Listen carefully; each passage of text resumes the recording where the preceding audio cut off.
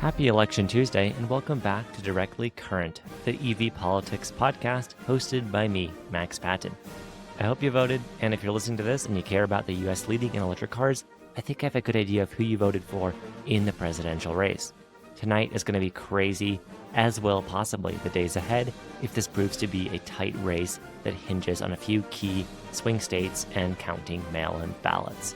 With all of that in mind, I thought there'd be no better guest for us to have on this week than someone who is a politically seasoned journalist and frequent podcast personality. It is John Heilemann, who writes for Puck News at the moment. He's written for many outlets. He's written books. He's on podcasts like the Hacks on Tap with David Axelrod and Mike Murphy, and he basically just has his finger on the pulse of this election season. He's attended rallies. He has covered a bunch of this business going on with not just the Trump and Harris campaigns, but also Elon Musk, and he's got lots of opinions. So let's talk about politics in the context of EVs in this American election cycle with John Heilemann. Bonus points, he drives a Rivian truck, and he loves it. So we're going to ask him about that as well. Sit down, listen to this episode. Hopefully it brings you some enjoyment on an election Tuesday, and let us know who won, because that'd be nice to know as I'm recording this in the past. Anyhow, enjoy. John Heilemann, welcome to Directly Current. Directly Current. I feel like I'm current and direct. Feeling very good to be here. Thank you.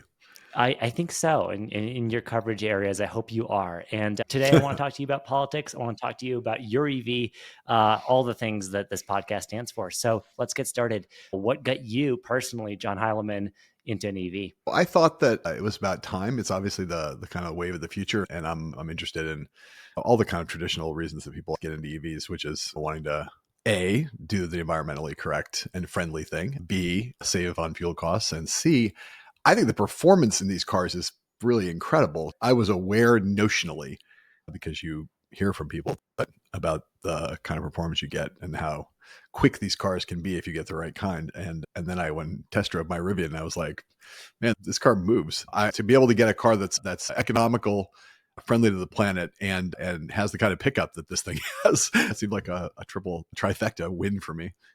I don't cover the auto industry, and I'm a political reporter, but I'm also just a normal person who lives on planet Earth and in America, and realizes that the reasons to be in favor of green job if you think that the world is moving increasingly in this direction for a variety of reasons, some of which have to do with innovation, some of which have to do with technology, some of which have to do with broad global concerns about global warming, the question of what the economic impact is, it doesn't strike me as being as being not concerned about American jobs or American innovation or the American economy to want to support industrial innovation that will put American automakers and other the component pieces of that, whether that's in the battery sector or in other areas, that will put them on their forward foot to be increasingly competitive in a world where that's really where the fight for the future is. So it strikes me always as insane that people think these things are at odds with each other, and there's been this kind of argument about, hey, are you for a sustainable environmental future, or are you for the American economy? I'm like, it seems like the most ridiculous false dichotomy to me. And I say that not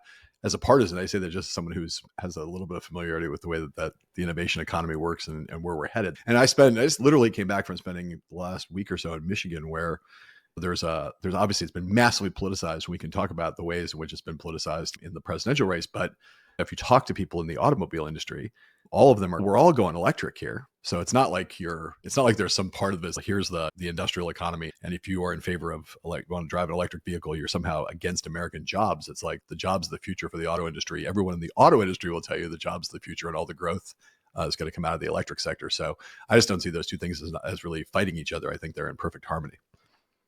Yeah, really well put. The false dichotomy thing, I think, is just important always to double down on. But also, it's that you have what we see is an inevitability. And when I worked as an automotive journalist in that specific space, not just in politics, not just in manufacturing, automotive executives understand the picture. They know not just where regulations are going, but where, let's just say, technological innovation is headed. And yet, people will jump on, there'll be a headline about a slip in demand or potentially a threat to China that would basically somehow correlate rising EVs, with a rising American dependence on China necessarily, people take those things and they jump on that to say, oh, there's another way we can go. We can maybe just slow this down a little bit. And I'm not exactly sure. Obviously, you spend much more time covering things like the election than I do. But in particular, when you have Trump say that EVs are fine, I'm for them, but we just can't promote them, we can't incentivize them. It just, to me, is this position of we can exist in this world that where gas engines are still going to exist, are still going to grow, and there may be these other things. And just looking at data, talking to people, that's not where things are headed. Right. This is just maybe just a general misinformation primer, but Yeah. how do you cut through that kind of just stonewalling? I think you have there's always in these debates, there are a number of things that are true, and then there are a number of things that where there's a larger context, and then there's politicians who are trying to exploit the gap between those things, the larger context and the reality, and trying to exploit them for their own partisan purposes. I guess what I mean by that specifically here is there is no question that the transition from any kind of a technology-based transition causes economic dislocations in old line industries. The transition out of the industrial economy, so to speak, and the new economy, again, these are all kind of loose terms. The transition we're making from the industrial age to the information age has dislocations in it. People lose jobs. People have to retrain. People have to, there are sometimes painful side effects to those transitions. The industries and companies that most effectively cope with those are the ones who say, we can't fight the market, and we can't fight the onrushing of the future. When people started to get their heads around the notion that Moore's law and the computer industry and the digital revolution was going to change every industry, whether it was the steel industry, the auto industry, the energy sector, people started to realize, okay, we're going to have to make this transition. How do we make it the most effectively? How do we make it in the quickest way we can? How do we make it in the way that has the least transition costs? And how do we cushion against those transition costs? Because those are going to be painful. We're going to have to retool these industries.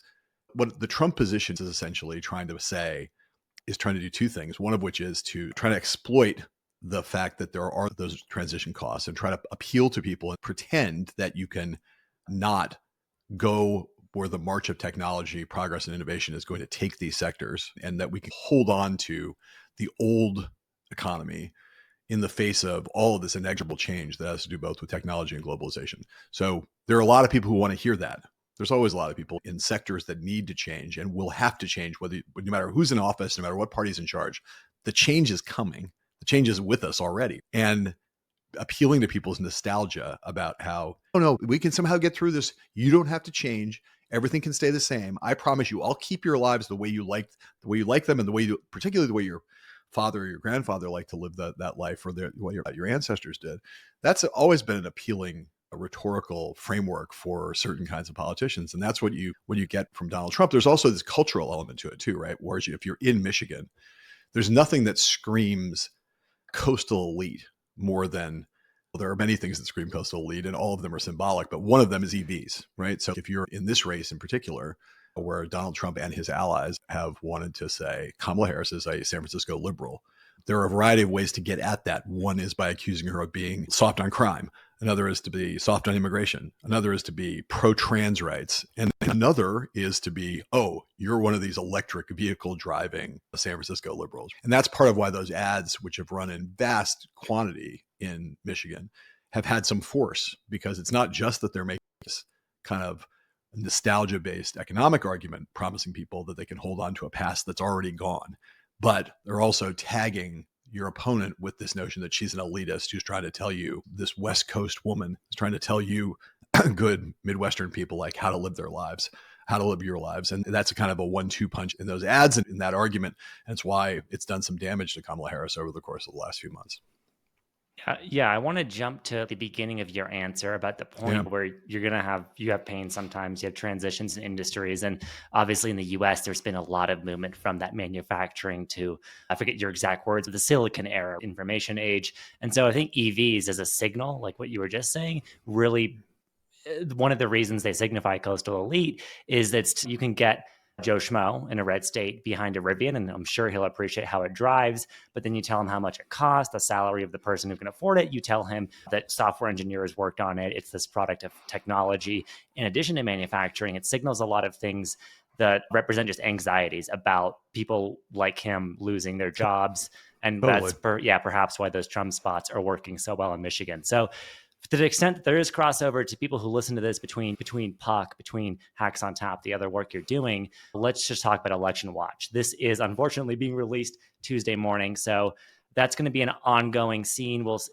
Between the fallout of the election, we'll see what's going on. There'll be mail-in counting to happen in the days to come, but just general election forecasting, connecting that to EVs. What are you seeing in this kind of closing sprint to the end of the race for these candidates with the messaging on EVs? I guess I'd say that that if you start from a kind of widely held and I think accurate sense, which is we have 7 battleground states and 3 of them are in the Great Lakes area. One's in the upper Midwest in Pennsylvania, Michigan, and Wisconsin. All of those are places where some of the anxieties we've been talking about are and have been pretty profound because they have had to make and are in the middle of still making this but in many cases, once it can be very profitable at the same time, transformation from this kind of insular American manufacturing economy to a more globally oriented information economy, which of course is also hybrid. It's hybrid. And part of the thing that Biden has done with the CHIPS Act, for instance, is to try to make sure that American manufacturing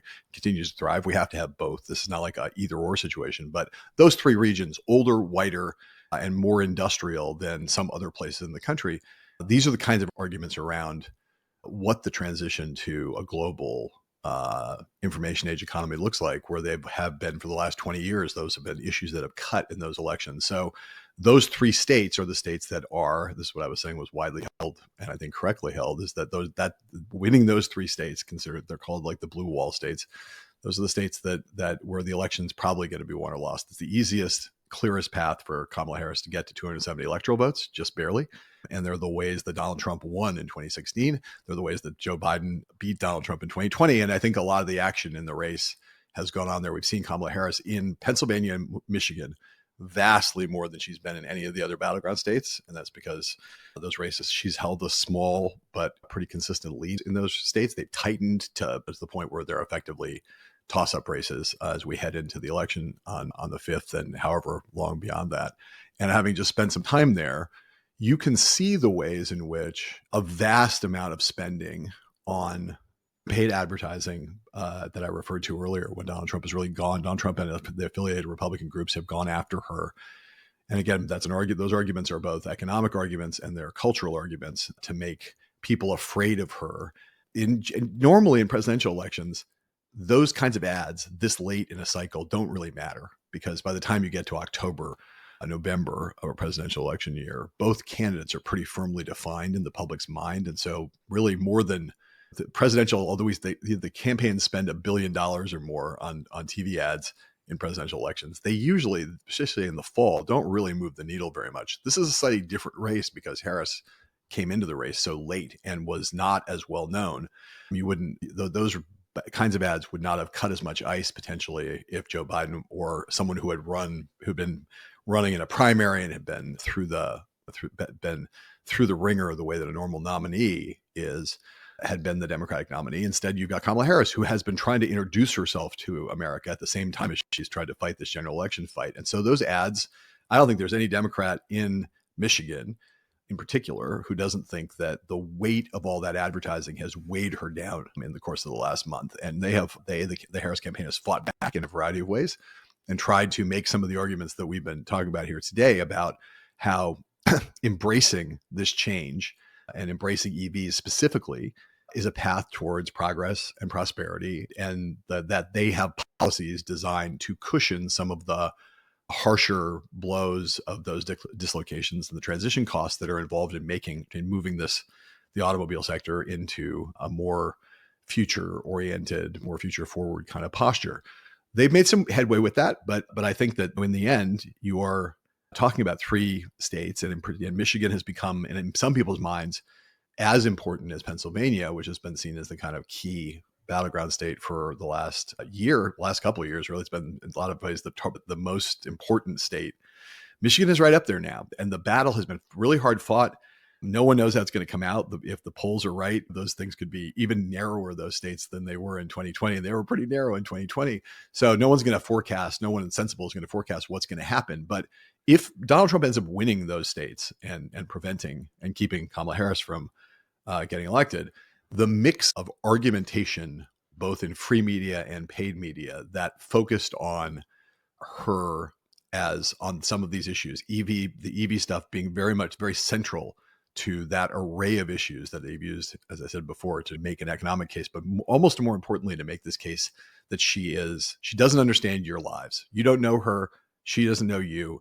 And she's this California liberal, and you're mainstream Americans. That's what they would say. Mainstream Americans in the middle of the country trying to make a honest day's peg or an honest day's wages. Those arguments, cultural, are very powerful. And if Harris ends up losing those states narrowly, people go back and will dissect what happened over the course of the last month. And I think some of the arguments and the ads in particular will end up maybe being the things that made the difference. But like I said, it really is a coin toss in those states, if you believe all the polling, that both the public and private polling. And so we'll see. It's the place where if she's going to win, that's where she's going to win. Yeah, it's absolutely on the margins. I don't think anyone would contest that. So I think it's easy to imagine, and I'm sure we can have anyone on to talk about what a Harris administration, should she win, would look like for EVs. Probably would be somewhat a continuation of what the Biden administration has done. She's only had 90 days to define her platform. She hasn't really differentiated on the EV issue. There's more important things to do there. That said, let's get to the whole Trump Elon story. That's fascinating, right? Because you have Trump, who's a candidate who is not, I wouldn't necessarily say antithetical to the idea of EVs, but spreads a lot of misinformation about many issues, including EVs, not particularly receptive or open to that. Definitely wants to do away with incentives, with a lot of government programs in place to advance that policy. Then you have Elon Musk, the CEO of the leading EV company on earth, doing a bunch of campaigning for him. So what do you make of all that? I make of it, Trump is there's some ways in which Trump is an amazing combination of truth and falsehood, right? He lies more than any other major national figure in the history, in our lifetime, certainly. And yet sometimes he really is very easy to read, because he really does tell the truth about certain things. He says, essentially, I don't really like EVs, but I really like Elon. And the reason that he really likes Elon is because Elon's really rich. And I think that all you can make of it is that Trump likes powerful people, and he likes powerful people who like Trump. And Musk has become not just a huge booster of Trump's, but maybe is the most important ally that he has, given his ownership of the platform formerly known as Twitter. And I think Trump likes the way in which Musk has embraced him. He likes the way in which Musk spreads misinformation on that platform that is beneficial to him. I think he sees the advantages of having Elon Musk on his side. And the fact that it conflicts with that one aspect of Elon Musk's economic life, he does a lot of things besides Tesla, but the fact that one aspect of it conflicts with things that Trump says, who knows what he actually thinks about EVs? It's hard to know what that would be. The fact that he's, as you said, has spread a lot of misinformation, has been basically pretty negative about them, in the same way he's negative about windmills. But what's that about? Who knows? The conflict is explicable in the sense that anything Trump says is always secondary to consistency, is always sacrificed at the altar of self-interest. And in his case, the things that Elon does for him, he thinks are worth more than being consistent with the positions that he espouses on the stump. And I think it's a question for the ages, how Elon Musk, who, if you had asked about Elon Musk 10 years ago, because of his championing of electric vehicles, because of their environmental impact, and because of the success of Tesla, would have been seen as one of the great entrepreneurial success stories, who is favorably embraced by the Democratic Party and people on the not far left, but a lot of progressives who looked at Elon Musk and thought, this is our kind of guy. Here's the guy who's one of the pioneers of electric vehicles, and the potential environmental impact of this kind of work is profound. And he was not then anything like he is now, which is essentially just a very far right pro MAGA troll.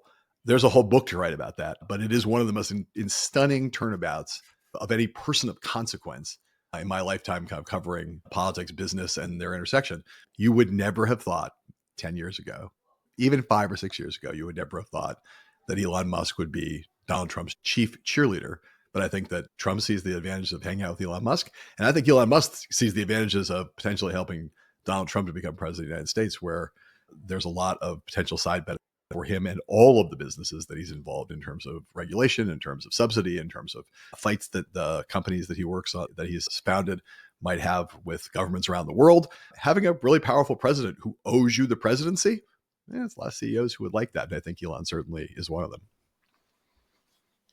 Yeah, part of me is wondering how to model this in the sense of there's the obvious tit for tat. Maybe this is an oligarchic model, right? There's certainly, like you said, a lot Elon could benefit in from being close to someone in power. But then there's also thinking about the right could make the argument that for the left, people like Bill Gates, while not outspokenly political, make lots of donations to the Democrats. And if there's a billionaire class that's in for Democrats, why not a very notable one for Republicans? Maybe this is in Musk's worldview in some way, some sort of philanthropic effort.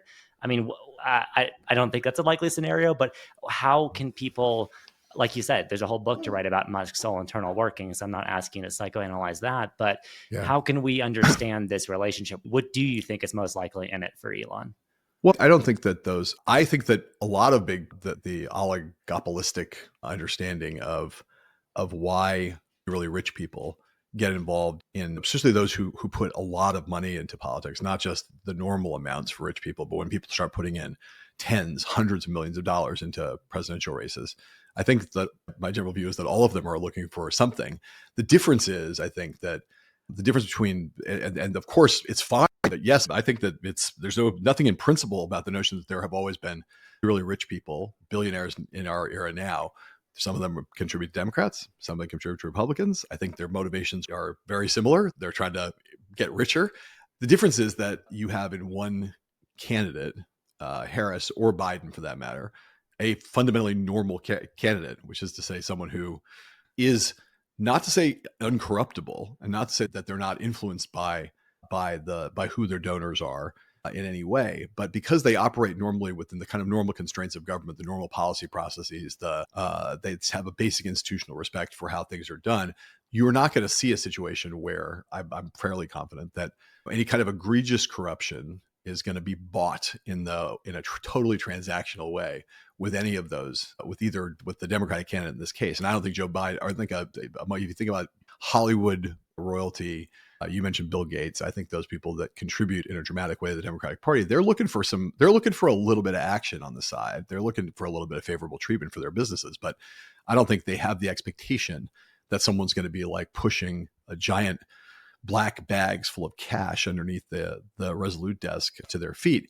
That's a slight exaggeration to what I think Elon Musk wants from Donald Trump. But I think part of the reason why very rich people are attracted to Donald Trump, despite the fact that many of them think he's an idiot and many of them think he's borderline dangerous, is that they also recognize that the flip side of his dangerousness is that he's fundamentally lawless, and the kinds of corruption that he's prone to is much more like what we see in a lot of third world and underdeveloped countries, where the corruption is just a lot more egregious, a lot more naked, and exists outside a much more tattered kind of legal and regulatory structure. I say the impulses are the same, but the expectations of what you're likely to get out of it are really different. And I do think that Elon Musk is fundamentally relying on the notion that he will be able to have more influence, direct influence with Donald Trump, given the outsized role that he's playing. It's not just like he's writing checks, right? He's running a big part of Donald Trump's turnout operation. He's giving people, potentially illegally giving people,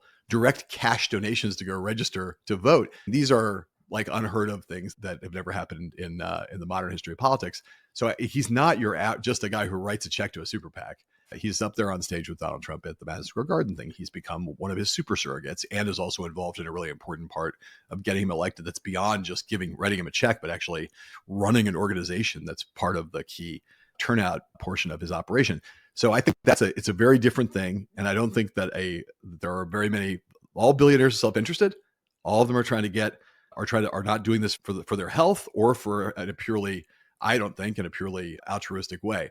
But the degree to which Musk has embraced Trump unexpectedly, if you listen to what he said about Trump even a year ago, is pretty striking and pretty hard to understand the turnabout and the degree to which he's really all in, without thinking that he is someone who thinks that he's going to be getting some sugar, and some serious sugar, down the road.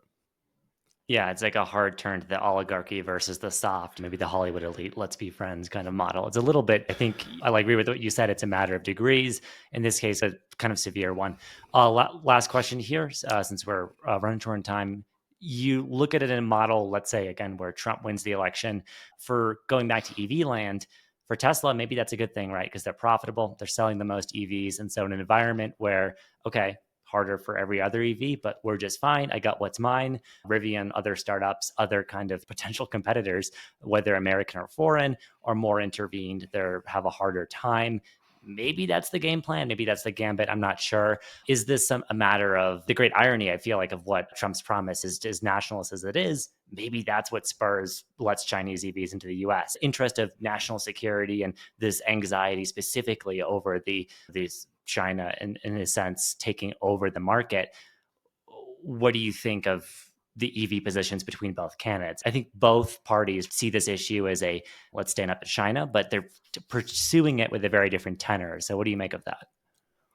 I think that this is very smart, very earnest, but very smart and earnest question that has, I think, almost no application to reality, in the sense that this is the thing that people do with Trump, which is to say, what do you think he'll do? Given what he said, given what his worldview is, how do you think he'll behave going forward? And I just don't think I think it's applying a degree of the way we think about other politicians to Trump. And I think that the part of the reason why people who are concerned about Trump as a threat to American democracy and the classical liberal sense, the liberal world order, is because I don't think that if Trump gets reelected, that and is operating in a wholly unconstrained way, as he's more or less suggesting he plans to do, I don't think it's predictable at all what he will plan to do, try to do, and for what reasons.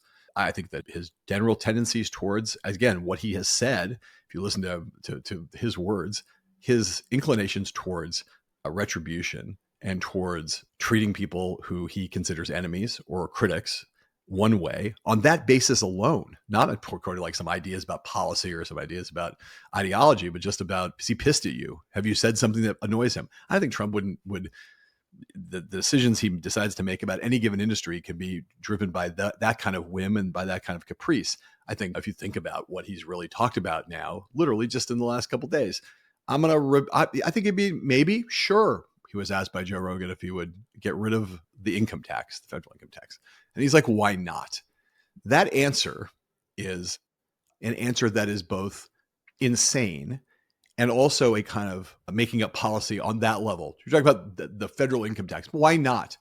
You're making up that policy on the fly. And it's clear you really don't mean what you're saying. Why not is an answer of someone who's basically just trying to be funny or be glib or whatever. I have no idea. Is Trump serious about this tariff policy? He has never yet even named, although he says tariffs are at the center of his economic policy. He throws out numbers like they're different all the time. He has proposed these insanely high tariffs, more modest tariffs. He doesn't talk about which industries. He says across the board tariffs. He thinks that tariffs are applied to foreign companies and countries when we have no ability to apply tariffs to foreign countries or foreign companies. The only way to make a tariff work is by applying it in the United States, because our laws don't allow us to actually apply any kind of penalties, economic penalties, to foreign companies or foreign governments. So it's like lunacy to try to like puzzle through all of that and say, what would the impact be on the auto industry? It's a really good question. If I was in the auto industry, I'd be really concerned about this, but I don't think that there's anything that he has said or done that gives me any sense of what actually he will do or try to do. And the other question, of course, is we have no idea who's going to be controlling, whether there's going to be full unitary Republican government across the House, Senate, and White House if Trump got reelected. The constraints on his ability to do a lot of the things that he at least has said he wants to do is going to be really considerably different if he has control of both legislative branches, but the whole of the legislative branch, both houses of Congress, or if he has control of only one of those, Republicans only have control of one of those houses, or neither. That will constrain him in a variety of ways. The one thing I don't think will constrain him or impose any rationality on a lot of these supposed policy positions is going to be adults in the room, because that's the one thing that I really fundamentally believe, having watched the way he's conducted this campaign and listened to the people around him, which is that there will be no adults in the room going forward. Like the big takeaway from his first term was adults in the room are a problem. Anybody who's going to stop me from doing what I want to do in any given moment is someone I don't want to have in this administration. And I think you're going to have an administration full of people who are just going to say yes, sir, to whatever he wants to do. And what he wants to do at any given moment is totally unpredictable. Whereas, again, I think if you asked about Vice President Harris, I think if you took the basic Biden approach to economics across those sectors, you'll have some relatively modest, relatively incremental changes in those policies. She's a little bit more comfortable with business and a little bit more a howling dog, a little bit more oriented towards the entrepreneurial economy than Joe Biden is, more comfortable talking to people, both in the finance sector and in the company formation and innovation business. So she'll have a slightly different gloss on what Biden did over the course of the last 4 years. But I don't think you're going to see something, if you look at what Joe Biden's approach to those sectors has been, I don't think you're going to see some dramatic departure from in that, because it's very mainstream kind of Democratic Party thinking. And I imagine that's what Kamala Harris would do if she ends up winning the presidency. But man, Trump is it's a crapshoot, bro. I don't know what that guy's going to do. I have no idea. It's scary to think about how close it is. I think the wolves where you are howling new polling results. So we'll have to look at that. But thank you so much for your time, John. That's a basset hound, not a wolf. That's the crazy thing. That's a basset hound about this big. Okay, that's yours, yeah? He's quite the howler. I love it. Thank you again so much for your time. Wanted you to talk about how cool your Rivian was, but I feel like we just ended up also confirming the worst fears of when you deal with someone who's impulsive and somewhat a Rorschach test. It's very hard to read into it, but I think that is an important message to get across nonetheless. So I'll just say very quickly, I'll say two things. One is Bill the Basset Hound. His name is Bill. When he hears anybody in this house ever talking, really trying to grapple with the possibility that Donald Trump will be reelected president, that is his reaction. And a more kind of overjoyed version of that sound is the sound that comes out of my mouth every time I drive my Rivian, because I gotta say, I was very optimistic about it. I thought it was going to be cool. Every time I got inside, I was very impressed by the car. And now, having had it for 6 months and driven it about 6,000 or 7,000 miles and taken some relatively long trips up and down the East Coast in it, man, I love this car. I really love it. I have driven some nice cars in my life. I think this car is great. It's fantastic. It's been a really terrific experience. I'm glad. Luckily, I have a garage here in New York City. The garage that I park my car in, which is about a block from my apartment, has charging stations in it. I don't think I would have gotten. That's the biggest question if you live in New York, is how accessible are the charging stations and that infrastructure. But if you happen to have one in the garage where you park your car, you could just get it charged up overnight anytime you park in there. That eliminates the main barrier to entry. I wouldn't have gotten the car if I didn't have that capacity, and I luckily do. But man, I think the car is fantastic. And hopefully that company, when they start to get their price points down and start to develop some models that are a little bit cheaper and more affordable for middle-class people, I'm very optimistic about the future for Rivian. If they can bend that price curve down a little bit, this could be a pretty big company going forward, because they really have a handle on the product itself, and both in terms of how the car drives, how it looks, how it feels. You're driving around a rolling computer, and it's a rolling computer that's really fun to drive. I'm very pro. Yeah, absolutely. My girlfriend is very excited for the R3 coming, the possibility of them scaling. If Trump and all this stuff has you worried and you want to feel good about the country, go test drive a Rivian, go test drive a Lucid, go see what really smart American engineers are working on, because regardless, I feel like there's good stuff coming from there. 100%, bro. Thanks again to John for his time.